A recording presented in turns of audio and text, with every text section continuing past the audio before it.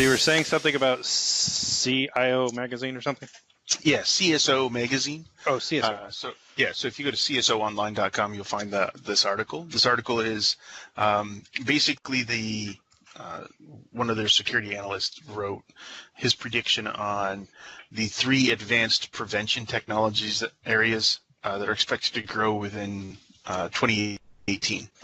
And he lists them basically outlining his perception of kind of what the model is behind some of these technologies that are coming. And some of them are already here, but yet we're not taking advantage of them just because of lack of maturity within that space, right?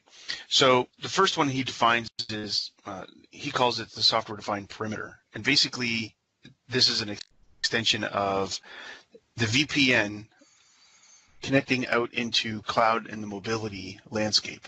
Now, you can already see some of this behavior. Microsoft has kind of integrated some of the solution already into Azure and Office 365 with their Azure Threat Protection and Threat Analytics components. But he's talking about actually having third-party vendors that are outside of that cloud space actually providing so-called the hardware / software to that component, so that again, you're now protecting both the mobility side of things, the handhelds that tend to get lost or compromised in a relatively easy fashion, and having those now mandated as secure connection via the software-defined perimeter through the use of a VPN. So even if you have an app that is connecting to a data source up in the cloud, that app has to establish a VPN first in order to send anything. So this is one of his this is his number one pick. And currently the only providers in that space are a company that used to be called Cryptozone. I don't know if you heard of that guy. No. Google purchased a company called Beyond Corp to handle their side. Scale FT and Zscaler. Those are the only ones that are currently providing some sort of software-defined perimeter component to include into most company and organizations' ability to scan and look for infiltration and exfiltration of data, anti-malware, anti-ransomware, and all that kind of stuff. So that's his first one. The second one was a risk-based intelligent vulnerability management type of a solution. And this one was kind of interesting to me because it really looked at the problem that most organizations have with managing like their vulnerability assessment and then their patch management solution to it. So this is based off of the common vulnerability, the CVE scores, right? Common vulnerability exposure numbers, as well as, I don't know if you guys have followed along with MITRE. So they came up with 2 new ones earlier this year. There's the CWE, I believe it's called, which is there's a common vulnerabilities and exposures number, and then there's I can't remember what the CW stands for, but it's a new metric that goes along with the vulnerabilities. It's the common weakness enumeration list, and it goes through and basically gives you a community developed list of common security weaknesses that are out, and then allows you to provide like some common language around it to help get executives and upper management on board for patching schedules and maintenance and the implementation of patch management solutions, whether they're using like WSUS or Configuration Manager from Microsoft, or you're going out to a third party like Secunia to actually push those patches and find those vulnerabilities. But the key to this one is there's not really a lot of people out in that space to actually handle the risk-based assessment of those vulnerabilities to showcase to upper management, like, we need to patch these, this is why we need to patch them, and the enforcement of those patches. A good example that they list is the Equifax issue, right? They had several other issues. Several. But the predominant one that really kind of exposed everything was the lack of patching into Apache, right? The vulnerability was exposed something like 6 months before it was taken advantage of, but yet nobody had patched these systems. So he's talking about having applications and actual hardware that goes through an enforcement process to the servers and workstations in your environment. So even if they have been set up to go get patches from whatever source, if this device goes out and finds that the vendor itself has released a patch and you don't have it, you're not going on the network. It's going to patch your system. That's the approach that he's talking about. Interesting. And then the third one, which is I find kind of really interesting in the sense that, over the last couple of years, from a security perspective, we've been really hounding a lot of I shouldn't say hounding. We have been communicating rather strongly to pestering. Okay, pestering, if you will. But we've been communicating rather strongly that we need to move away from that single-factor authentication and move to multi-factor authentication.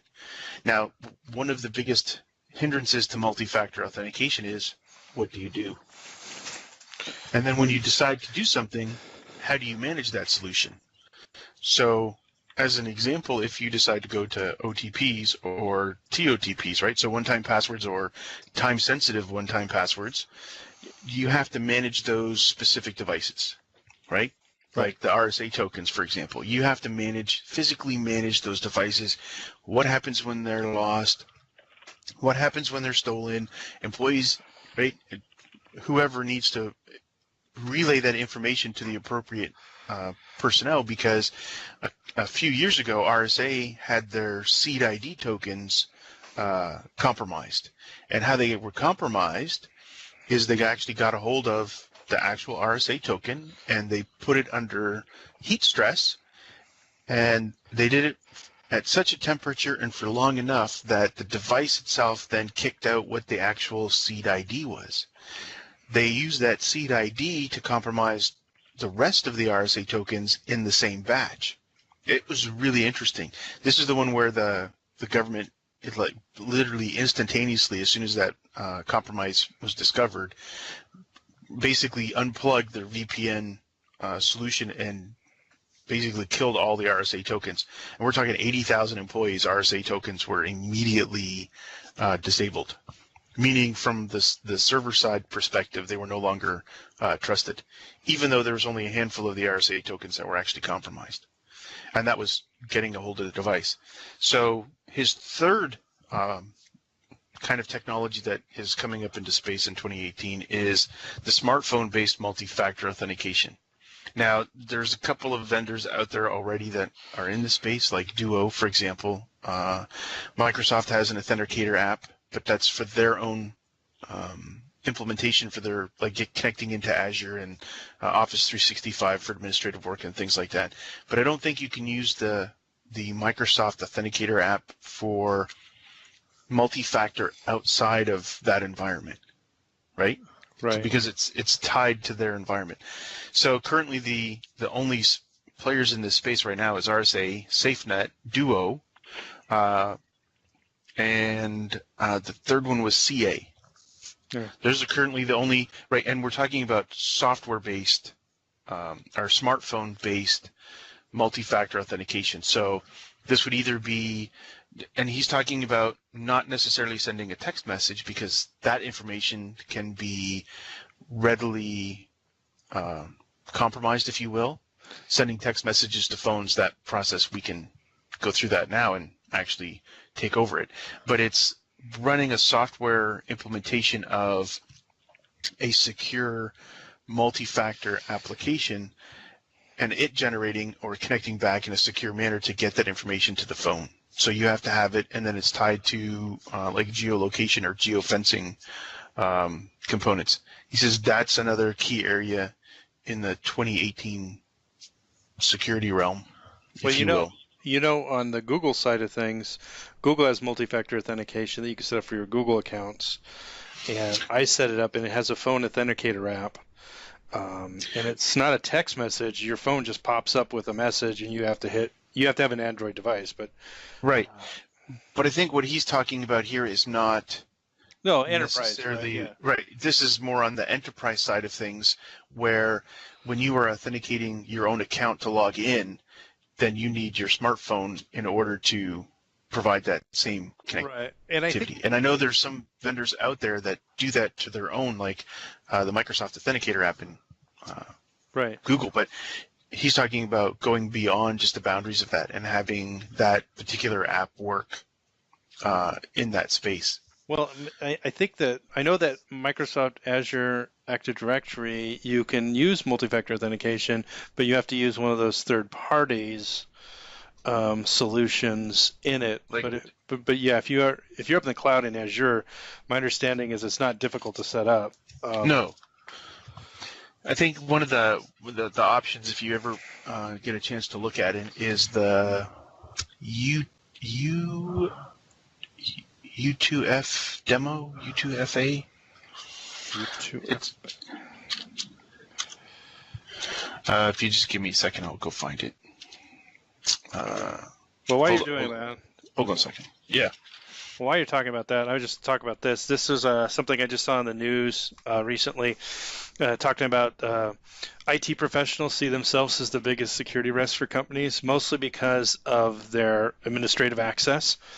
But they also see C-suite executives are also the largest ones because they typically have privileged use to the network because they're the executives and they want it and they need to have it or whatever. Yet they are even worse when it comes to security than the IT folks. So they're a big, huge area. And a lot of companies are also saying that the personal data that they have on their employees inside their networks is one of the most important parts of data that they have in their networks, and that needs to be addressed as well. So I thought that was interesting that survey, and I forget who actually ran the survey, but Tech Republic reported it. So it's interesting. Oh, it's Balabit, whatever that is, Balabit. I seem to recall them, but I don't know what it is. Did you find it? Yes. It is the letter U, 2F0, the number 0. And their website is u2f0.com. This is a little USB hardware two-factor authenticator. And what's really interesting is it has the ability to hook into multiple online sources. So you can actually go into like Facebook and set this up to work with Facebook. You can set it up to work with Google, to work with other software solutions that are up in the cloud. But the interesting thing is it's a USB stick that you actually then, there's no power to it or anything else. There's no cover. It's just like the circuitry board and a button, basically. And how it works is when you connect into, let's say, Google, and you set this up, or Facebook, you would authenticate, and then after you've set it up with your account, it would then prompt you to use this hardware-based token.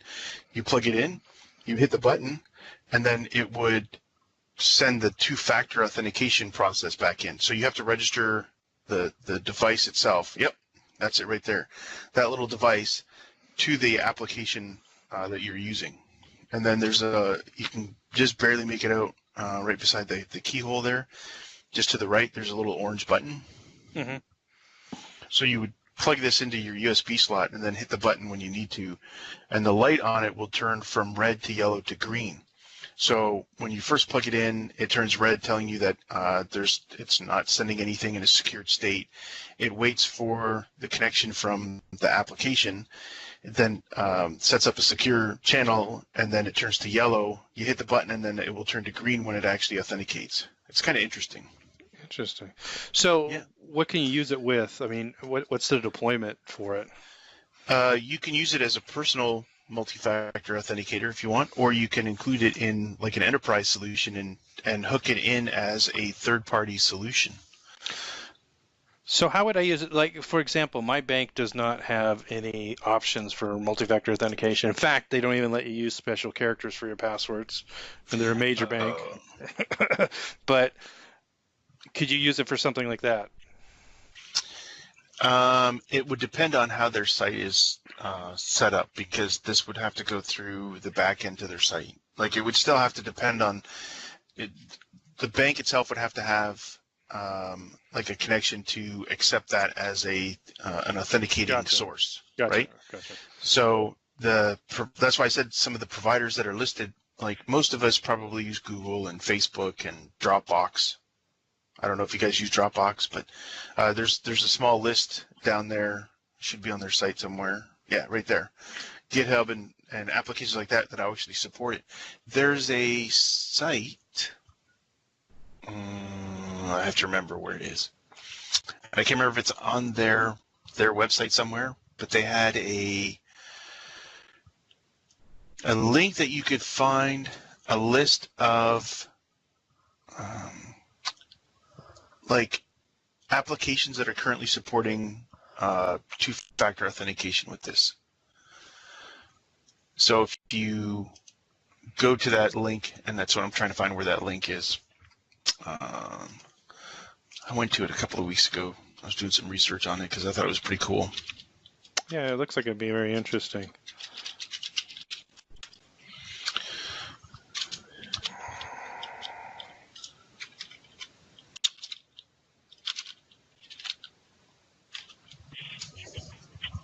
I go back to our.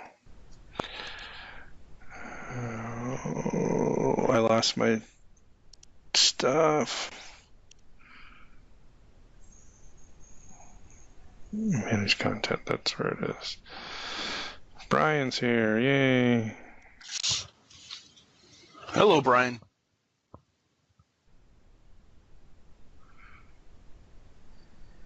Well. Hey there, guys. Hey, we've missed you. Yeah, I was putting the little one to bed. Okay, so that was cool, Rob.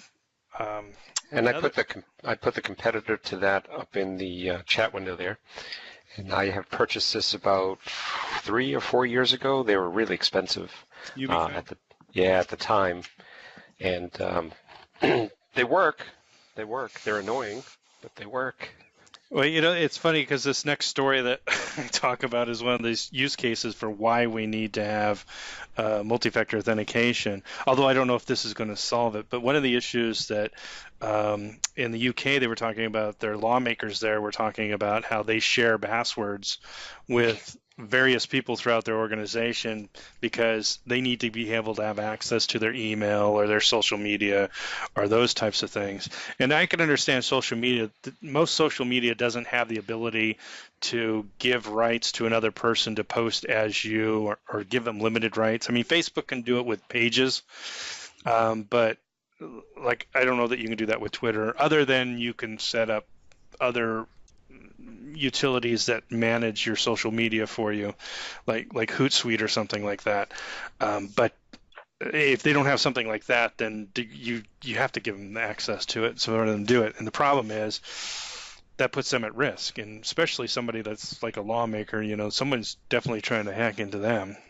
To think that they're not would be. You know, just this week I had I had an incident.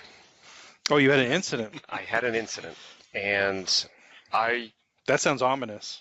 It is. I pride myself at being a pretty intelligent guy, and then when you do something stupid, and it causes an incident, you tend to become a little bit more humble again. So our new CPA firm was not aware that they were sending out phishing email. They've been hacked. They got the phishing email from somebody, and clearly it attacked their address book. And their address book then emailed me, and I had been in conversation via email with one of the CPA firm's employees that week, and back and forth trying to share some tax documents in a Microsoft shared location. Lo and behold, I get an email from them, and it says Office 365 with a graphic. Click here to log in to get your Adobe signed documents. And I know better. And yet here I am. It does smell fishy. It smells fishy, right? I look at it, and the URL is just slightly off where I didn't. I looked at the URL. I specifically right-clicked the image, looked at the URL. I said, okay, that looks reasonable. I think I'm there. And, I clicked on it. And I have no idea what it did. I scanned the machine. I went through everything. But when I clicked on it, I tried to log into my Office 365 account through its UI. So, damn it, there goes my login and password to my Office 365 account. So immediately, I emailed them and I turned on two-factor authentication for Microsoft Azure. Azure Active Directory connected back to my hybrid AD. I turned on the two-factor for O365. So I went to go change the password, turned on two-factor, and then I thought, wow, this two-factor is really a pain in the butt, because now it wanted to, and I've done multi-factor authentication for, we're going on 17 years now. So I turned on the auth. It tried to text me. As you guys know, I don't have text on the main line, so I had to change it to a different line. Then I had it call me, and I said, you know what, enough of this. I use the Microsoft Authenticator. And I don't know if you guys have used this app, but I love this thing. Oh, we didn't know. Yeah, the Authenticator app's pretty nice. Yes. Oh my God. So for those of you if you're listening, if this is being recorded, the Microsoft Authenticator app that goes on your phone works like this. If you're going to log into a web application or a website or any of the myriad of Office 365 apps that requires your second factor authentication, when you log in, it pings your phone, the app pops up and says, hey, somebody's trying to log in, do you approve? And you literally press the approve button, and then you watch the website, then continue past. There's no phone call, there's no texting, there's no exchanging of a 4-digit or a 6-digit code. It's just simply a ping on the app, you hit approve, and away you go. And that is so much better. I got to give it to Microsoft. They did a really great job with that little Authenticator app. So there you have it. So does that work, because we were just talking about that before you got on, does that work with Azure Active Directory, or is that just Office 365? I don't know the answer to that. I couldn't possibly see why it wouldn't, because Office 365 is based off of Azure Active Directory as far as I know. Right, yeah. So if it's going to work there, it should work everywhere. I'm using the hybrid, my AD's local. I'm using Azure AD Connect, and I'm using the Authenticator. So it's all the way back down. So I'm going to say I'm 80% sure it's going to work all the way across the board. 80% sure, that's good. Well, that's good, because that was a great segue into this report that they had fished me about all the phishing, how it's up, and what sites are the most impersonated sites. One of the things that was interesting about the article I read, or in the report, was that oftentimes the phishing sites are up for a very short period of time, like a day, and that's it. Like, they put the website up, they try to phish people within a day, and then the page goes away. In the case that I got hit, I was pissed, needless to say, so I immediately started digging into the phishing email. I pulled the headers out of it. I pulled the links. I did a who is on the links. I went back to the guy. I found the guy in Mexico who owned the site that was serving up the pages. I got his email off of who is, and then I emailed the guy and said, hey, you may not know this, but what you're doing is illegal. And, I'm going to be contacting the FBI at this link. Please address your site. Now, did that do anything? Probably not. Did I get a response? Absolutely not. But it was, at least I felt that I could do something. Right. Oh, sorry, go ahead. I posted a link in the chat window there, the conversation window. That is the dongle auth page. That is a page that will list supported USB dongle authentication. So the universal two-factor that Oh man, you're really breaking up. YouTube has their kind of plethora of different identities. Oh, sorry. Yeah. Your internet connection sucks because you're in Indiana. Yeah, we're using smoke signals now. Anyways, so, there's been this whole, recently I also noticed in the news, there's been this whole rash of people calling in saying, we're from Microsoft, we're calling you to help you, or you get a pop-up on your screen that says you need to contact Microsoft, contact this phone number. And so it seems to be growing, and now they're targeting other things other than Microsoft. They're now doing Apple, and so phone scammers, I mean, they even call and say that they're with the IRS, and you have to call them back. I got both of those. My sister got hit with the pop-up, go call Microsoft, so she did. And oh, jeez. And I guess there was some conversation for a good hour on the call, and she said, well, I have to talk to my husband about this, and finally hung up. And I got the one, I got a Microsoft call, and I sat there on my front stoop and said the technician was clearly foreign from an Asian, an Asiatic country. And I needed a break from doing work, so I just sat there on the front stoop, and I didn't even have a computer in front of me, and the conversation went like this: are you in front of your computer? And I would say, absolutely. I said, I think I'm in Windows, but it could be Linux. I'm just not sure. How do I know? He says, oh, you have Windows. I said, great. What do I do? And he just launched into whatever. And so what I did was I just mentally went through. I just said, okay, I'm clicking on Start Control Panel. From Control Panel, I'm in. And then we just went into this for 45 minutes. I just wasted this guy's time while I decompressed. Well, that's funny because I had a student in one of my classes. I told him about this, and he said, oh, I get these phone calls all the time. And then he went to Microsoft's website, and Microsoft has a list of all the phone numbers that people have been using, the scammers. And so he just started calling them randomly. And then he basically had set up so that he had a VM set up with Windows on it. He put some pictures on it so it looks like, it was his computer. And then he let them take control of the computer, and he kicked them out. But he's done it a bunch of times. And I look at it this way: you're wasting their time, and it's a good way to stop them from screwing with other people. But I thought it was really interesting. He said the one guy called him, and he showed me the video. The guy just starts clicking around on everything on his desktop and looking at his pictures and everything. And this guy is supposedly tech support for Microsoft. And I'm like, yeah, no, you're pretty much not. So I love to just go take it a little further, and I go, I got a black screen of death. He says, a blue screen? No, a black screen of death. What the hell did you do to my computer? And I just flip out. There you go. You gotta have a little fun. Have you guys seen the YouTube video on this with this? I forget the name of the guy. If I can find this link, I'll post it. The YouTuber got a phone call. Actually, I'm sorry, it wasn't from YouTube. It was Reddit. It was this Reddit post where the guy got a call claiming to be the IRS or claiming to be Microsoft or whomever it was. And so what this guy did after he hung up is he spun up a whole. He wrote a little app really quickly. Oh yeah. You know what I'm talking about? Oh right? yeah. It's on my blog actually already.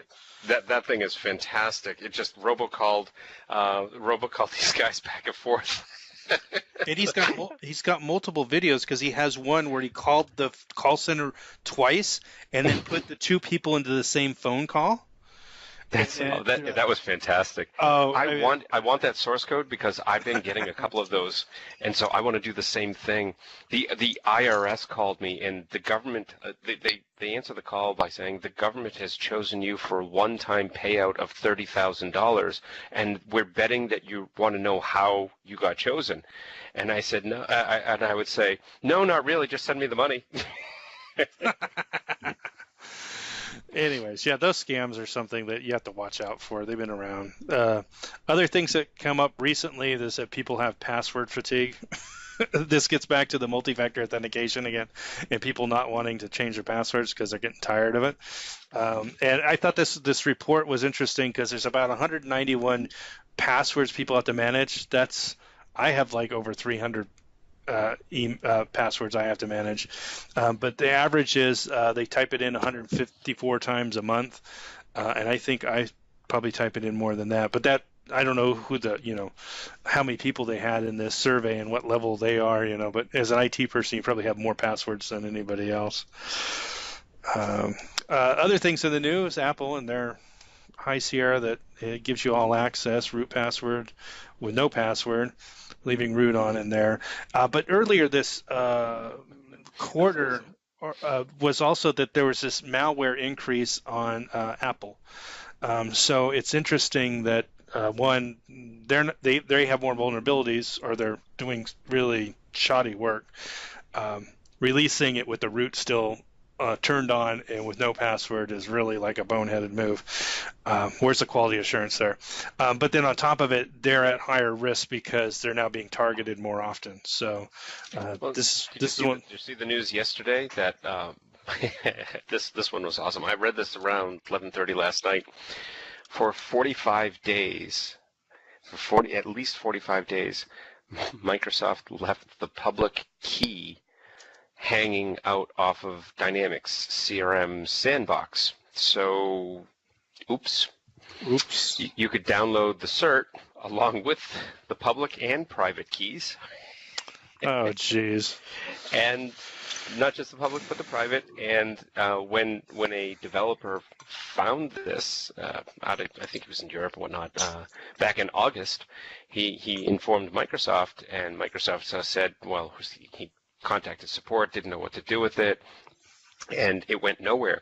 And it wasn't until he publicized it to, as like a CNET or something of that nature, did they finally take notice of it.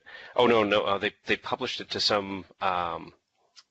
I forget what this was. Some ISP site for malware or whatnot, and then all of a sudden they took note of it. And as of the 5th of December, they took it down. But yeah, that's a problem. Jeez, man, all these companies are making our jobs harder. Well, if you're in cybersecurity, your job's secure, I guess. So here's until the next breach, and then you get blamed, and then gone. Yeah, you get blamed, and then. Well, you always got to put in that caveat. Look, there's no such thing as zero risk. We manage it the best we can, but there's a lot of things we could do that would better things. But like this, security apps, banking flaws in those banking apps. Most of them had flaws in them, and so again, you're relying upon code, or you're relying upon an app for your access to your money, and they're just not secure. And these are major banks too. Well, did I tell you the story about that one when I was working with the credit union? They had most of these smaller banks, the small to mid-sized banks, on this flaw. This isn't new, and it's not. And the banking app does not necessarily mean the mobile app. It actually means the desktop app as well. Oh. And this is going back 6 years. They all of these small to medium-sized companies, these banks and credit unions and whatever, they don't make the apps. They buy them. Yeah. And so there's only a handful, maybe 20 or so of these providers that provide it. Well, the app that this one company purchased had a flaw. If you left the browser open, it not just cached the cookie, but when even if you logged out, if somebody else came onto that machine and just hit the URL, your login was already passed through and you were logged into their actual checking account live. Jeez. And so imagine if you're sitting at the library and you didn't clear the cookies, shut it down. It was actually an embedded flaw. And when we found it, the company says, hey, yeah, we're aware of it. We're going to be fixing it in the next 6 to 8 months. So they were comfortable enough with that risk that it was 6 to 8 months, and it took almost a year for them to fix it. But it was just a simple Java VM. It was a combination of a cookie and the way that they implemented the site in Java VM. I don't know. I didn't understand this piece, but yeah, it was a significant flaw. And then the actual software, the actual banking software, when you walk up to a teller and you give them your cash or your check, had the root password set as root, and the password was password. Jeez. And this is a $250,000 machine with it's the entire bank's system, and there was a fear that if you changed the root password, the fear was that key pieces of the software would stop working. Now, I can't imagine how that could possibly be, because that's just incredibly bad programming. Well, if that was the case. That's a violation of the whole system development life cycle, right? You're supposed to test things before you put it into production, so you test to find out whether or not it would break things if you change the password before it goes into production. Anyways, that drives me crazy. Another thing in the news just last week was ransomware's up by 2,000%. I think Rob and I did a Trainers Underground last semester in the spring of this year, and we had said that it was going to continue to go up. And if cybercrime pays and people keep on paying, it's going to continue to go up. And just as an example, North Carolina, one of their counties, just got hit. And they got hit with ransomware, but they're refusing to pay the $23,000. They said they're going to fix it themselves. So we'll see how that plays out and whether or not they'll be able to do it. You know, I thought about this too. I'm like, how much is it going to cost them? They have to get forensic folks in there to figure out how this got in, so they don't become a repeat victim. So I'm thinking about all this stuff, and I'm like, it's going to cost them more than $23,000 to go through this one way or the other. And so, unfortunately, because crime pays, as you saw on the last slide, it's up 2,000%. And it's going to continue to go up because people are paying. Because if it's a small amount like this, most people are probably just paying. Most businesses probably pay and they just not say anything. It's really interesting. And I don't know if you saw, like Malwarebytes had a thing also last week that talked about hacker characteristics, and they're saying that more and more of it is coming into cybercrime. So in other words, more and more hackers are getting into this for the purely profit, motive, but they're acting more like the mafia, and they're willing to intimidate or paralyze or do whatever they need to victims to get them to pay. And because it pays, they're just increasing, they're ramping up the amount of times that they're attacking. And they said there's a bunch of different groups. There's 4 different groups of cyber criminals that they basically say, like traditional gangs, state-sponsored attackers, ideological hackers, and hackers for hire. And it's pretty much just like what you would have in organized crime anyways. You have the traditional gangs, then you have the traditional state-sponsored whatever going on, CIA running guns or whatever. And then you have then the ideological hackers, people that have an axe to grind with you or your company or your politics or whatever. And then they have hackers for hire, like hired guns. So it's interesting that's a little bit on the backside of them. But interesting report from Malwarebytes you can get from there. And Rob, you posted something. What was that? Oh. Yes. So this is you can actually search on specific vendors in their operating systems. So the link that's actually in there points to I just went and grabbed Apple iOS. So it tracks it all the way back to its initial release, the iOS, back to 2007. So as an example, this year there's 365 vulnerabilities in the recently released Apple iOS. So the recent one, of which they break it down and they tell you, so many are denial of service, so many are code execution, so many are overflows, memory corruptions, and so forth. I just thought it was a pretty interesting site that you could actually get a breakdown of the specific types of vulnerabilities. Oh, that's cool. That's useful to have. Yeah. And Rob and I had talked about this last year. We said Doxware was going to be a different type of ransomware that would increase and that they would target cars. Although I haven't seen any cars targeted yet, but Doxware, and the difference between Doxware is they get information on you and they say, hey, we'll release this unless you pay us. So they don't encrypt anything. They exfiltrate some kind of data on you, and then they say they'll release it. And so there was one that happened earlier this quarter, where it was, what is it? What's it called? It was in the UK. It's a London-based I've lost my mind. I can't remember what it is. Plastic surgeon, that's what it is, that does plastic surgery for the stars, and they have all these pictures of people like royals and celebrities getting their stuff done, and they said they're going to release it unless they get paid. So we do see that Doxware has been increasing, like we talked about, I think it was last April, or April or May or whatever it was. So we're seeing that kind of thing increase. What's interesting, because we've been talking about banks and banking industries getting hacked and stuff like that, like Brian was talking about. Also in the news, I noticed that in the UK, the regulators are saying, hey, the banks aren't telling us about when they get hacked. They're kind of like avoiding it.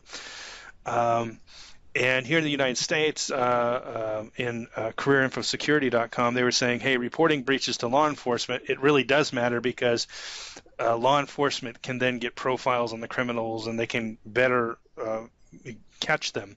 And so we see this, we see companies not wanting to disclose the information, while it becomes more and more imperative that they do, so that law enforcement can take advantage of that. So I thought that was really interesting. And then also talking about this, about companies hiding it, how about you just pay the hacker and then call it a bug bounty like Uber did?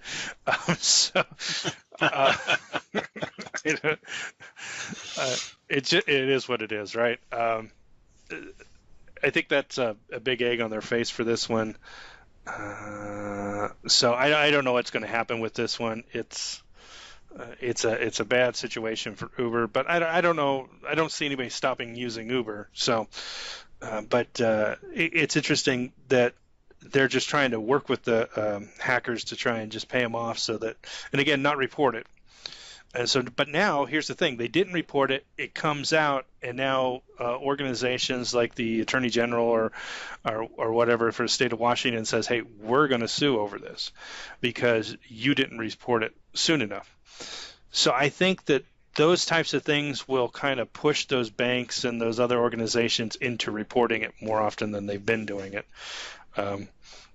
But the natural inclination is to pretend like it didn't happen or cover up. I mean, you go to get cookies out of the cookie jar and you break the cookie jar. What do you tell your mom? Oh, it's my brother that did it, or my sister. You know what I mean? You always try to pass the blame on. Oh, I was just standing there and it fell. I didn't touch it. So that it was Poe. Yeah, it's my invisible friend.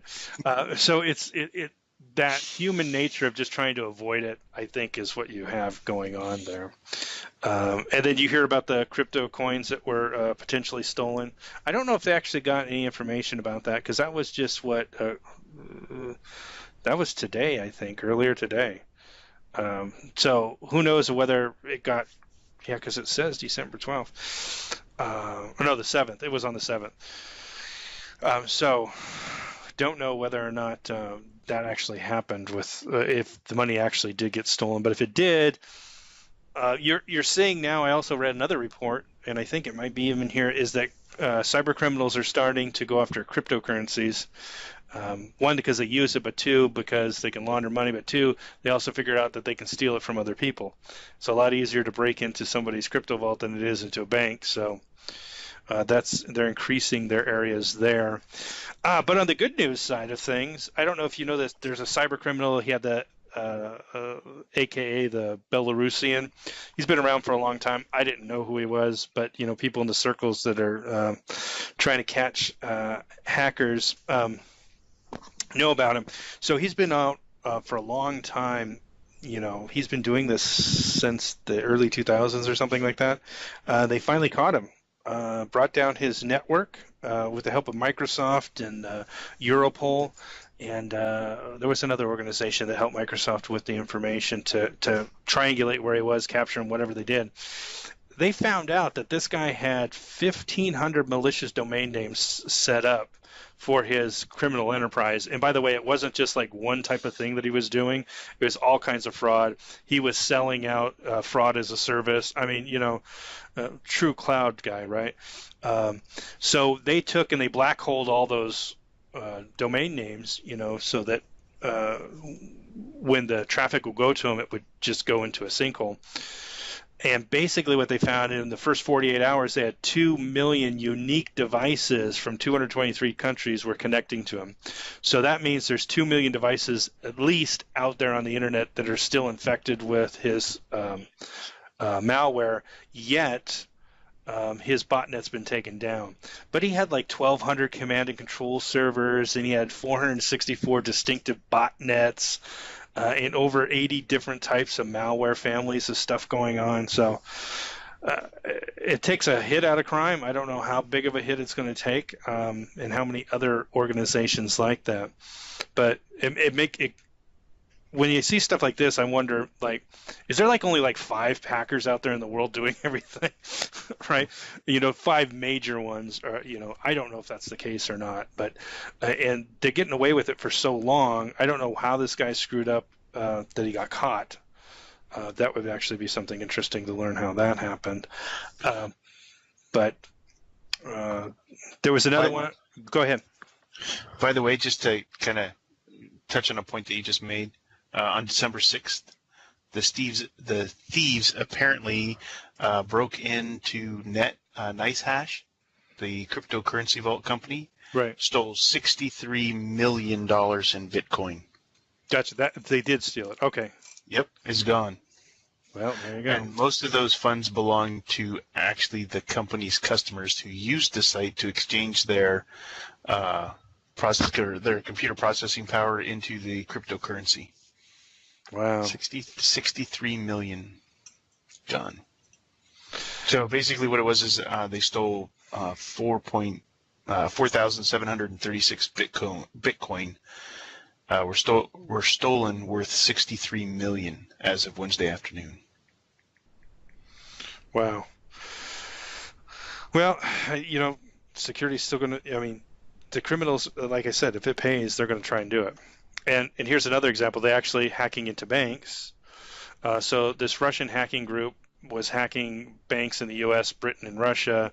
And there's a report that was given out by a Russian cybersecurity group that kind of gives you the breakdown on it. It's a really good report, actually. They break down step by step how they were breaking into the websites. It's like a detailed report. So if you're a security guy, you can download the report and you can figure out how to get away from it. But kind of like what Brian was saying earlier, they were targeting small to medium-sized banks and credit unions. So not the big ones, because the big ones, you assume they have better security, or maybe they do. They were hitting the smaller guys. So that kind of falls into that. Talking about them using cryptography, there's an article on that you can get into that.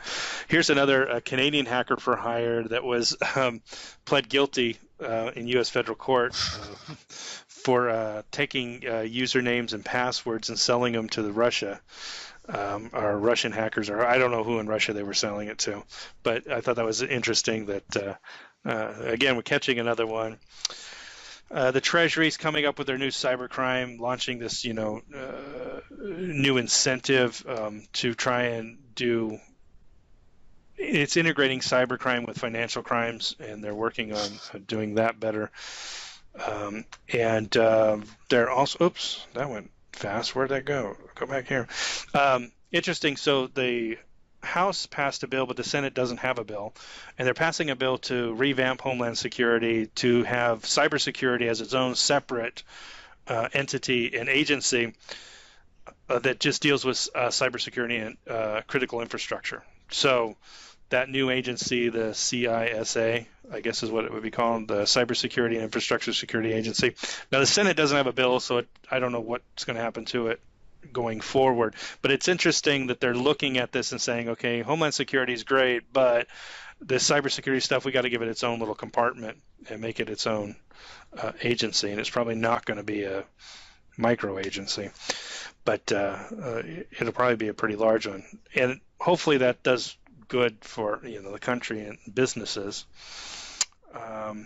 This other article came up the other day that I saw talking about how local governments are getting help from the states, but it's only like Georgia, Michigan, and Washington. And the problem with local governments, I work in that space a lot, and they kind of get the shaft a lot because they don't have the money. They're more like a small to medium-sized business, so they have the same type of thing, but they're a bigger target. because typically they have better connections to the internet. They have information they may want or systems they want, or, like this county in North Carolina that got, Mecklenburg County got, ransomware.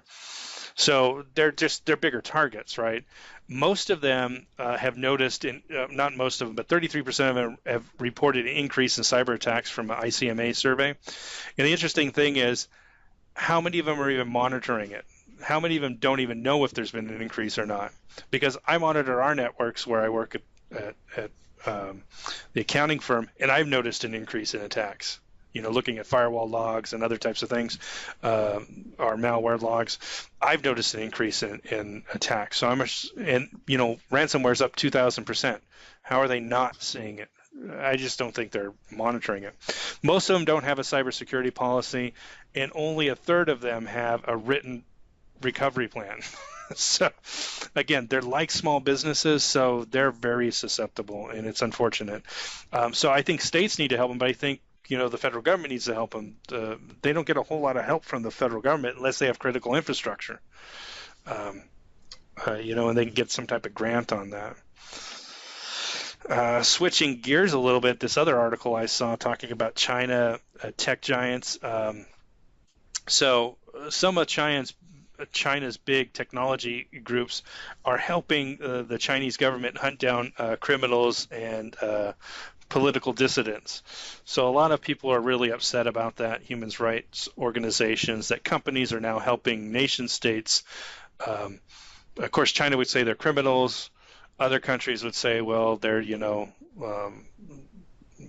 they're being disadvantaged, or they're political opposition. They're in political opposition to the sitting government, and so therefore they're a target. And then this other article I saw too was that Ethiopia was using some Israeli-made spyware against their dissidents that they have. So it's not, by all means, it's not just China doing this, but other countries are also trying to silence political dissidents with technology. And now you have companies that are working on it. Facebook's trying to train their AI to spot, posts from ISIS, and then they want to work on Nazis next, and they want to get rid of those types of things off of Facebook. And China's AI is starting to use it to use image and voice recognition to find people, in the crowds. But of course, we're trying to do that in the United States too. I mean, they're talking about cops using dash cams to look for, read all license plates as they drive by so that they can find ones that are stolen. So I think you'll see more of this type of thing coming up, where criminals are going to have a harder time to hide. And then we have a couple different other articles that are kind of along this lines, where you have some Chinese cybersecurity workers that were hacking firms in the United States. And the United States wants to charge them because they broke into some technology firms here in the United States, and believe that they're still trying to figure out. I don't think China is going to arrest them. They're still free in China because I think they probably work for the state. And then related to this, which was, I almost thought it was the same group of people, but it's not. There's 4 different Silicon Valley executives that were charged with a plot to steal semiconductor technology, and they were going to open up their own business in China making chips. So they were stealing the trade secrets from here in the United States, shipping it over there so they can set it up over there. I don't know if that was at all related to anything that's state-sponsored by China. I don't know. But it's interesting that, a lot of the trade secrets are going that way. Just in general, something to kind of watch out for. And then this was kind of interesting too, because YouTube is now hiring a bunch of humans so that they can train the computers or the AI to police the site better, to look for objectionable content and take it down. So again, here's where they're hiring humans to kind of help train the AI. I always thought it was interesting. Have you ever heard that joke about, I'm here to train my replacements? Well, yeah, maybe that's what they're doing there. But and then Kaspersky Labs, you had talked about this earlier, but the UK said, all right, take it off all British government computers. And then Barclays also said that it's no longer going to give customers free copies of Kaspersky antivirus software because of this. So again, we've talked about that over a couple of episodes, I think, about the whole Kaspersky fiasco that's been going on. This is just another chapter in that going on. Also, another chapter in this, the guy who was working for the NSA who let the information out, he pled guilty to willful retention of national security data, which is, I thought, kind of interesting that he pled guilty for it and didn't try to, maybe he got a plea deal out of it. I don't know. But anyway, so he was a developer for the group that specializes for the NSA in how to hack into foreign computer networks and do cyber espionage. And then, anyways, so he had some of that classified information, and that had been taken away. Anyway, so according to Kaspersky now, between September and November 2014, they did get an archived zip file from that computer that it was, they say, classified as malware. And in that archive, they found that there were some classified documents. And as soon as Eugene Kaspersky found out about it, he asked for it to be deleted right away. And he denies that their software is triggered to look for any files with any names on it. Anyways, so we do know that somehow their software got this stuff into a zip, or the zip file was there, and just ported it to their network. And according to him, they deleted it as soon as they found out about it. But of course, the Israelis found out about it as well. Again, state-sponsored hacking into another corporation. It's running rampant these days. Yep. So talk about privacy again, and there's private sectors using more and more facial recognition stuff to look for people. And now this website that sells mattresses was like spying on people, and they got caught with it too. And so someone is saying they violated the Electronic Communications Privacy Act, so they're hounding them to get them done. I don't know. Do you guys have anything else? That was pretty much all the cybersecurity stuff that's happened in the last 2 weeks. No, I don't have any more. Just I thought that was kind of interesting.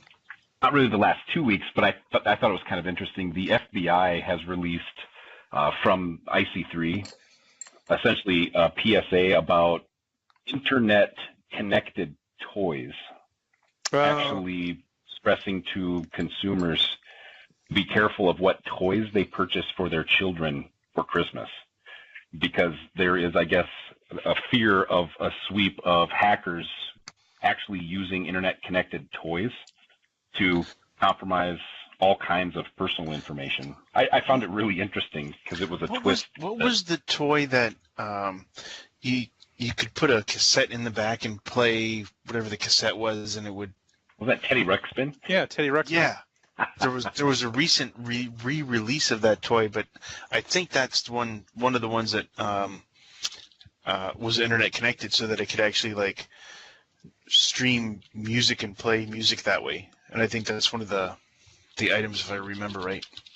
It's an interesting thought, because these are typically devices that, from a retail aspect, they try to sell them at a very low cost, which means there's a very low amount of development that goes into the actual coding of the device, and it makes them very susceptible to compromise just because of the poor programming and the lack of R&D in the actual programming of these internet-connected devices. And now they're going to be in the hands of children. Well, yeah, you've heard about Sony's new robotic dog or whatever that was a replacement for their old robotic dog, the little pet, whatever it is. It's kind of like a toy, a more of an adult toy, I guess. But it has AI because it kind of learns, how you act and follows you around. But also, they said there was a flaw in their website that if you logged into it, that someone could capture your stuff. And that dog has cameras in it and takes pictures and stuff like this, and can be kind of like a remote sentry, so you could log in from work and see what's going on at your house. But again, this is another toy that is now another IoT item that's just going to wreak havoc on your network. And it's going to be another security concern. So I agree with that kind of stuff. I'm kind of a little leery. I mean, I love technology, I love gadgets, and I love my little stupid thermostat, so I can change the temperature on my phone when I'm at work or whatever. But man, I tell you, you've really got to get some kind of thing to watch out for malware in your own home network. It's just it's ridiculous. And speaking of that, maybe we can talk about this next time. I actually am doing a trial run of VeriSign's DNS firewall, and I found that that's really interesting. It's cut down the number of blocked links that my antivirus has been catching. So that's really good. So in other words, my antivirus would block websites if you try to click on them because of the known malicious sites. And when we implemented the VeriSign, that almost dropped to 0. And VeriSign was catching a lot more stuff. Now, I don't know if those sites are, I got to vet this out because I don't know if those sites, do they really have malware on them, and what do they call malware? You know what I mean? I don't know what the rules are for doing it, but I've seen some pretty good results with it. Nice. Thank you so much for watching another episode of Trainers Underground. If you have any requests for future episodes, please go to our website, www.learnsecurity.org, and fill out the comment section. If you found this video informative, please like below. We would greatly appreciate that. If you would like to catch a future episode, just follow this channel or find it on our website, www.learnsecurity.org. If you have any comments about today's episode, please comment below. Again, thank you so much. And remember, stay safe and secure.